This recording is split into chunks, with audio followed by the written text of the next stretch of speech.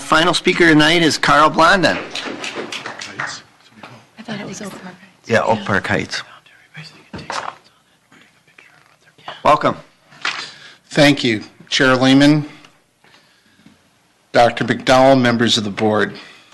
I think you've all heard me previously state that fiscal discipline is the foundation of academic success, and I do want to revisit that.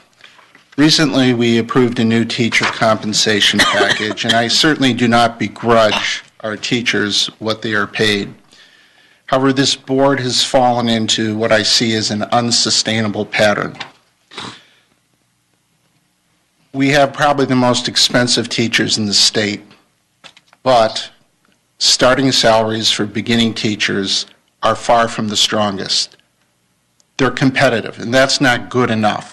If we have the most expensive teacher compensation package in the state or close to it, and certainly by far the most expensive in the East Metro, we should have the strongest starting salaries so we can attract the best and the brightest and provide the strongest teachers for our students. You only have a limited number of tax dollars to work with. Now, once a teacher reaches 15 years, in all honesty, the golden handcuffs are on them. They can't afford to move. And I'm not saying to treat senior teachers poorly. What I'm saying is, in the future, you have to put the increase in spending on new hires so we can have the best and the brightest in our district. I'd also like to discuss the issue of sports subsidies. Taxes are for academics, and I know that people will talk about academics and music and sports. First, I want to point out music is an academic subject. It is improper to separate it. It is an incredibly important academic subject. I truly believe that people are going to be playing Mozart long after they remember or forget the meaning of the 2-minute warning. Music is the crown jewel of Western civilization.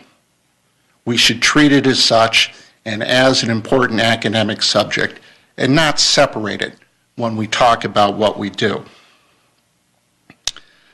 Every year this board spends a great deal of money on sports subsidies, $90,000 to $100,000 on hockey. I don't think anybody, including me, would be happy to see this board subsidize a French club by $100,000 a year. That would be an inappropriate use of tax money. If we are not subsidizing the French club by $90,000 or $100,000 a year, why are we doing that for hockey? One thing that all successful school districts have is private funding for sports. You cannot be academically successful if you are relying upon taxes to subsidize sports. Again, I call on this board to set up private funding to replace the AstroTurf. It has an 8-year warranty. It's going to wear out. It could be $1.5 million or more to replace it. I don't think that burden should fall on the taxpayer.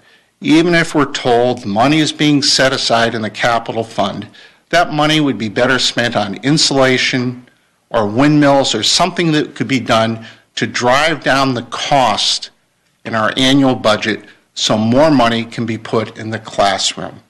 Having private funding for sports and encouraging people to donate helps our academic program. I know a lot of people like sports, and yes, we have state championships. But the championship I want to see is this board putting together an academic program so some child from Section 8 housing matriculates at the University of Chicago and goes on to a distinguished academic career. That will be a real championship. Again, another area that I mentioned before has to do with this board's, in essence, spending money on itself that shouldn't be spent on itself. If board members are found to have committed intentional misconduct, they should be paying for the cost of the investigation and the cost of redacting that investigation.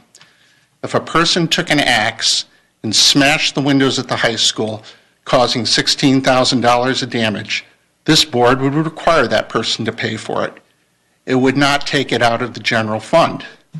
Therefore, I ask this board to require Directors Potocnik and Stivland to pay for the damage they caused by their intentional misconduct. Thank you. Thank you.